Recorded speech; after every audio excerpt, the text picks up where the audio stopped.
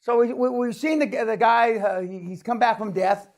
And because some quirks in the bankruptcy law, he was able to wiggle off the hook. But it cost him about $2.5 million. He could have saved part of that $2.5 million if he had gone the full, but he would have been struck off, as they say. He wouldn't have been able to be a director and some other things. But I don't want you to go past the first day and not understand. And he said 5 or 6 times, you don't know what you don't know. He said that it's hard, and he said that you're going to go from just like I said before, you're going to go from step 1 to step 6 and fail 100% of the time, and maybe go to jail. Not 100% of the time you don't go to jail, but. And why do I say that? Because after 46 years and teaching you morons for 23 years, you want to take the easy way out. Because you think life is a journey. That is horseshit. Life's a journey if you're a moron and you're retarded. That's why, that's what you've done with the life up heretofore. It's been a journey. And how good is the fucking journey? You tell me. Wouldn't you have rather, when the first time you went out with somebody that you thought you were in love with, thought is the operative word, wouldn't you have lied to have a template? Oh, let's follow this process because that is a journey. And all the mistakes you made and raising this fucking little shithead for kids you got, instead of having this book. Life doesn't have to be a journey. It's a journey for morons. Do you think life is a journey for the Trump kids? It's a motherfucking process, the same process his daddy raised him by. Same for me. Life ain't a journey if you're my kid. It's a goddamn process. So you tell me, if you're results orientated at all, who's better off? The journey or the process? And you just heard, but he was able to come back from death. Rigor mortis had already set in. Come back from death, and now we're following the steps more carefully, as he pointed out. And we haven't even seen the first step yet. And we don't get to the first step till the afternoon of the third day. Because unless we build the right foundation, the house will be wobbly. And it'll be, we got to build the right foundation. And for the most part, most people in this room and most people listening on YouTube have to come to the realization, as sad as it is, that you have pissed, you have urinated, heretofore, up until this morning, your entire life down a fucking shithole. Very simple. That's it. If you want to create massive wealth. If you just want to be a happy, slappy housewife from fucking Dundee, or a happy, slappy bimbo from fucking Toronto, or a happy, slappy guy who goes to the Little League games in Mesa, Arizona, then that's okay. But if you want to create some fucking money, and money's not everything. But if you don't think money can buy happiness, you don't know where to fucking shop.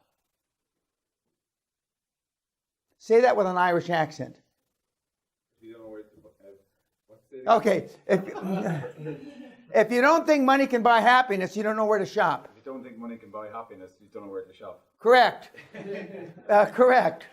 But you can get money and then go save the world. You can get money and save the forests in Brazil. You make money and go save global warming, which I don't believe in. You can, and save the kids in Biafra and all that shit. But without money, you can't save a fucking thing.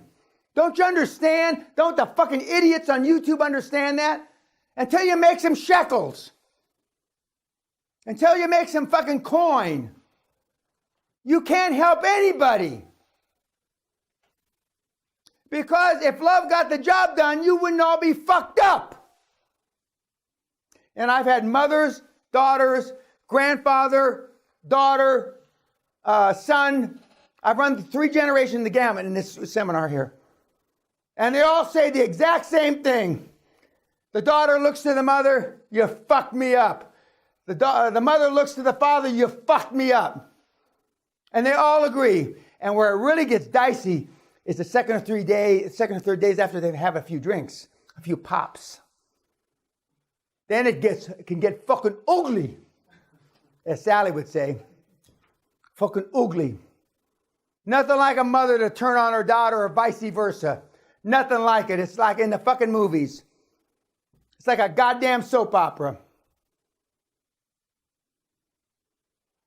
Because that's life. And if we admit it to ourselves, then we have an opportunity to move on. If we don't, then we're just fucked in the quagmire. We're fucked. By serendipity, Allah, Buddha, whoever the fuck, a lot of this I didn't have to go through. Because even though my mother swam across the Rio Grande motherfucking river as an alien, you know, they used to call them wetbacks in the old days.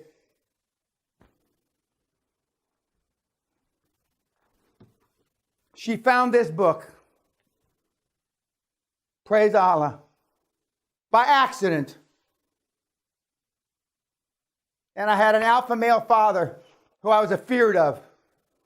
And the worst thing that my mother could say, because he was always gone, well, that's fine, Danny. Would you like me to tell your father about this? Fuck, no. I'm thinking, oh, no fucking way do I want that. And so then I tried to cheat her on it, right? And she'd come into my room, and she'd knock on the door, and I better answer that door in about 1/2 of a second. Less than that. And I said, yeah, Mom, I says, I have a feeling that maybe we don't have a meeting of the minds here. Are you sure you don't want me to get your father involved? No, Mom, no, please.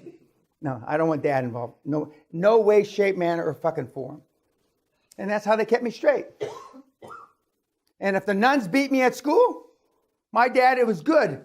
That means you should get beat again. Because they only caught you for, and Sally and I support several orphanages, 2 of which are Mother Teresa, or Saint Teresa now, orphanages. And we met the senior nuns that came from Rome, women in their 80s. And I tell these stories about getting beat by the nuns. And the young nuns, the assistants, that was before their time. But when you talk to the old-time nuns, and then they say, well, Mr. Peña, yes. But the church has evolved. That's their answer. The church has evolved. And what other institution, this is the story, what other institution has lasted 2,000 years? We've evolved.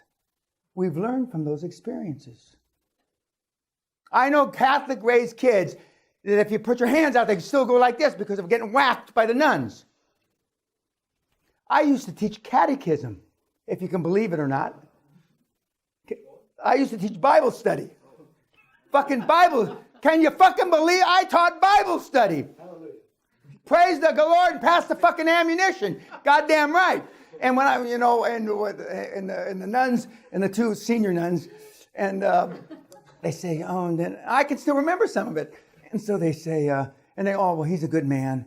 He's a good, and I have like 400 or 500 nuns that pray for me every day, Sally and I, because the more successful you are, Mr. Peña, the more you can help us.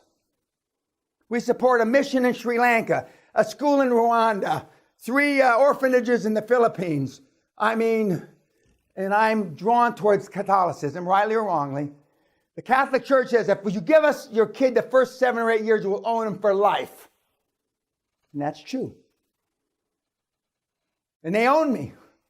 Lock, stock, and barrel. And for 85 or 90% of all the charities Sally and I support are Catholic.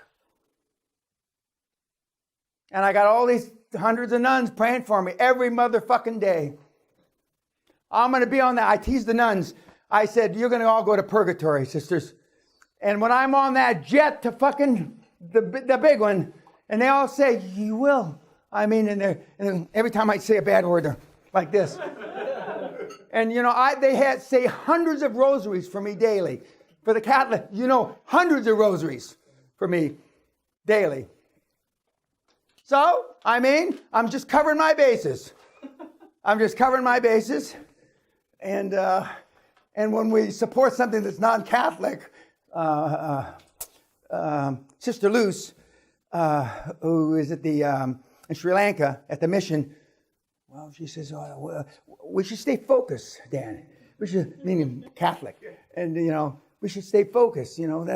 That's a Lutheran thing in Rwanda, which I think it is. Yeah, but that means give us the money, and they mean it in a good way. But there's no greater money gathering organization in the Catholic Church. Like a fucking Hoover, a vacuum cleaner. They go around sucking that money up. Whoops, my shoes untied. Okay, I'll do it in a minute. Okay, back to Brian. Brian came back, and we're on the hunt again, is the bottom line. Okay, kids, YouTube, got some questions.